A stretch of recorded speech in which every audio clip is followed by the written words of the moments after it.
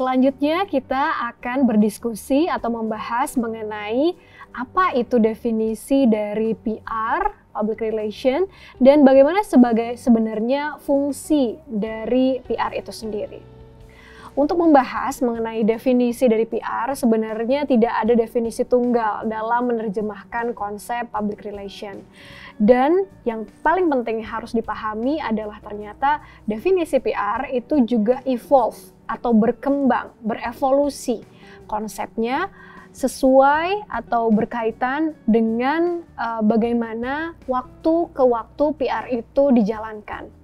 Jadi konsep dari PR itu evolve from time to time dan itu juga memberikan dampak yang besar terhadap definisi dari PR itu sendiri dalam konteks profesi dan juga prakteknya.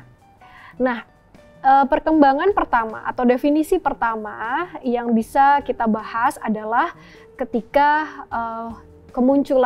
era kemunculan PR di awal tahun 90-an. Di era itu kepentingan bisnis memang banyak menggunakan PR untuk membela diri dan mempertahankan monopoli mereka dari serangan jurnalis. Jadi ketika itu PR banyak sekali dimaknai sebagai jacket bulletproof. Jadi bagaimana kemudian PR sebagai jaket anti peluru gitu ya, sebagai tameng, sebagai pelindung dari korporasi atau perusahaan untuk menyelamatkan korporasi dan perusahaan itu dari terjangan isu negatif, misalnya serangan jurnalis dan lain sebagainya. Fungsi utama PR saat itu adalah menjelaskan pandangan para pelaku bisnis dan menyerang balik opini lain untuk mempengaruhi opini publik. Nah, cara komunikasi semacam ini itu semakin mendominasi setelah Perang Dunia Pertama. Ya. Pada masa awal ini, PR hanya berupa publisitas sehingga sering disebut sebagai propaganda. PR waktu itu dimaknai sebagai propaganda semata. Edward L. Bernays dalam bukunya The Engineering of Consent di tahun 1955 menyebutkan bahwa PR ketika itu adalah sebagai persuasi untuk mengajak masyarakat agar mengerti dan memiliki niat baik. Dari definisi atau dari perkembangan PR pada awal era tahun 90-an ini terlihat bahwa komunikasi yang dijalankan hanya atau masih berupa satu arah saja, one way communication yang dilakukan dan PR banyak dimaknai sebagai propaganda semata. Nah, setelah kemudian Perang Dunia Kedua pecah, begitu ya, pemahaman dan pengaruh media menjadi lebih sophisticated, menjadi lebih rumit dan juga ini berpengaruh juga kepada definisi humas yang kini mulai berkembang. Nah, perkembangan di definisi yang kemudian kedua ini memperlihatkan pengertian komunikasi yang lebih memunculkan komunikasi dua arah, two ways communication. Seperti dalam kata-kata yang muncul dalam makna atau definisi humas yang memunculkan kata reciprocal atau mutual atau between. Nah, dari kata-kata ini sebenarnya terlihat atau mengidentifikasi atau mengindikasikan bahwa di masa ini setelah tadi ya era World War II itu humas atau PR didefinisikan sebagai sesuatu yang terjadi secara dua arah, komunikasinya dua arah. Kamus Internasional Baru Ketiga Webster ketika itu juga mendefinisikan PR sebagai art atau science gitu ya, yang mengembangkan pemahaman tentang timbal balik dan niat baik. Dan British Institute of Public Relations juga memaknai bahwa PR adalah upaya untuk membangun dan memelihara saling pengertian yang baik antara organisasi dan publik. Nah, definisi ini yang kemudian berkembang begitu ya, dan nampaknya kemudian banyak dipakai oleh ilmuwan dan juga buku-buku yang mungkin Yunisian pakai hingga saat ini ya. Salah satu yang mungkin sering disebutkan definisi yang menarik juga disampaikan oleh Cutlip, Center, dan Broom misalnya dalam bukunya Effective PR, menyampaikan bahwa yang namanya PR itu adalah kegiatan yang terencana untuk mempengaruhi pandangan melalui karakter yang baik, serta tindakan yang bertanggung jawab didasarkan atas komunikasi dua arah yang saling menguntungkan. Dari definisi ini terlihat bahwa titik tekan atau poinnya adalah pada tindakan yang bertanggung jawab dan melalui karakter yang baik. Ini memperlihatkan bahwa PR itu kemudian berkembang, yang tadi awalnya hanya sebagai propaganda semata, kini sudah menjadi tadi ya definisinya sudah kemudian memperlihatkan bahwa publik itu menjadi hal atau stakeholder yang penting karena harus ada komunikasi dua arah yang saling memuaskan antara pihak perusahaan dan juga publik. Hal yang senada juga disampaikan oleh Frank Jeffkins ya, yang mendefinisikan bahwa PR adalah komunikasi yang terencana dengan baik ke dalam ataupun keluar organisasi dengan semua halayaknya dalam rangka mencapai tujuan yang spesifik berlandaskan saling pengertian.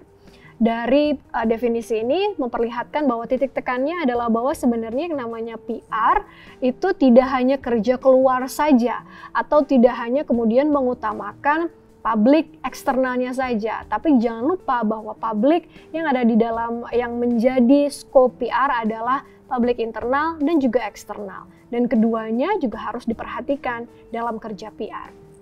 Nah, definisi-definisi ini kemudian bisa kita tarik kesimpulan gitu ya. Jadi sebenarnya apa sih yang dilakukan oleh PR atau apa sih sebenarnya kerja PR ya?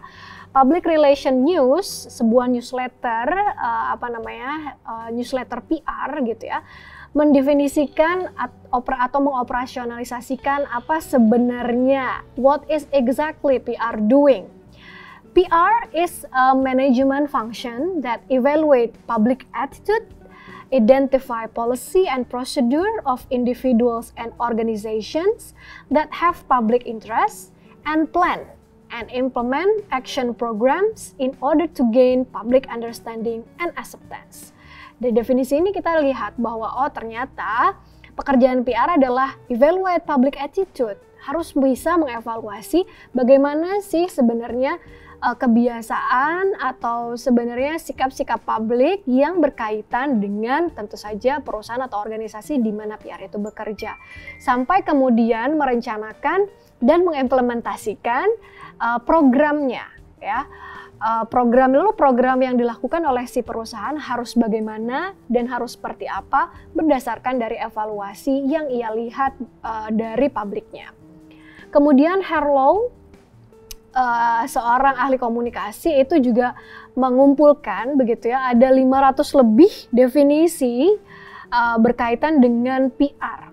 Kemudian ia mendefinisikan atau mengidentifikasi what is the main element. Apa sih sebenarnya elemen-elemen utama yang kemudian memperlihatkan apa sih sebenarnya kerja PR itu. Seperti yang bisa dilihat bahwa PR itu adalah tadi ya specific management function that helps build and maintain line of communication, mutual understanding, mutual acceptance, cooperation, ya, kerjasama antara organisasi dan publiknya.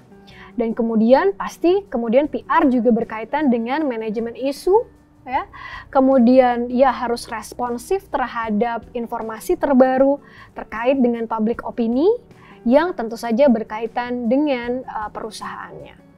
Nah, untuk menyimpulkan berkaitan dengan definisi PR ini, ada satu kesimpulan yang menarik yang kemudian dituliskan oleh PRSA atau Public Relations Society of America, yang itu mendefinisikan bahwa public relation is a strategic communication process that builds mutually beneficial relationship between organization and their public.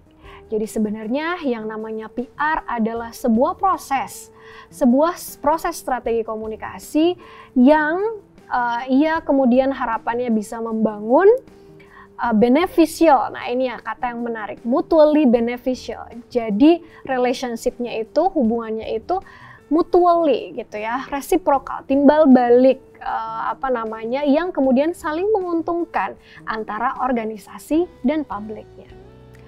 Dari definisi ini, Yunisian, kemudian bisa kita simpulkan juga bahwa sebenarnya public relation atau PR itu memiliki beberapa fungsi.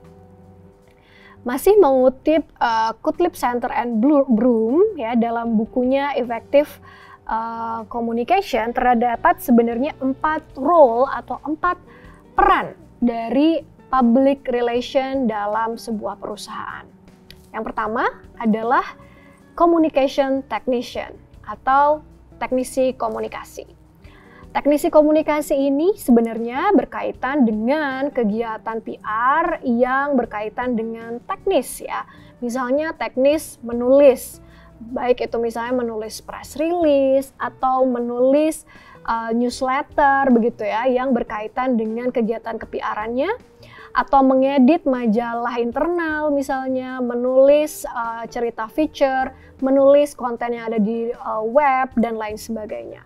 Atau kini juga bisa disebut sekarang gitu ya, kegiatan PR sekarang yang berkaitan dengan teknisi komunikasi itu juga berkaitan dengan misalnya pembuatan konten dalam sosial media, misalnya mendesain konten dalam produk-produk atau media-media yang dimiliki oleh perusahaan. Nah, yang selanjutnya yang kedua adalah expert prescriber atau ahli penentu ya, atau memprediksi begitu ya. Ini sebagai ahli. Nah, sangat berbeda dengan fungsi yang pertama atau peran yang pertama. Peran PR yang ini adalah menentukan atau memberikan masukan kepada manajemen puncak yang seringkali mereka menyerahkan permasalahan pada PR atau menanyakan bagaimana sebenarnya yang baik begitu ya perusahaan dalam keterkaitannya dengan permasalahan yang berkaitan dengan masyarakat atau publik eksternal. Biasanya peran ini itu akan terpakai sangat digunakan ketika perusahaan ada dalam kondisi krisis atau terkena isu-isu tertentu. Nah, PR harus bisa berfungsi memberikan saran kepada manajemen puncak atau top manajemen untuk tindakan-tindakan yang harusnya dilakukan ke depan. Yang ketiga adalah fasilitator komunikasi atau communication facilitator. Berfungsi sebagai penghubung, penerjemah atau mediator ya antara organisasi dan publiknya. PR sebagai fasilitator komunikasi biasanya bertindak sebagai sumber informasi dan juga bisa bertindak sebagai kontak resmi dari organisasi dengan publiknya. Yang keempat atau yang terakhir adalah problem solver. Jadi seorang PR juga diharapkan bisa menjadi fasilitator dalam pemecahan permasalahan yang muncul. Tidak hanya dari eksternal, tapi harapannya juga yang terjadi di dalam internal perusahaan. Menjadi bagian dari tim perencanaan strategis, berperan sebagai mendefinisikan permasalahan dan juga tentu saja diharapkan untuk memberikan solusi terhadap permasalahan yang ada. Demikian definisi dan juga fungsi dari public relation. Semoga menambah wawasan dan juga ilmu Unisian semuanya. Terima kasih. Wassalamualaikum warahmatullahi wabarakatuh.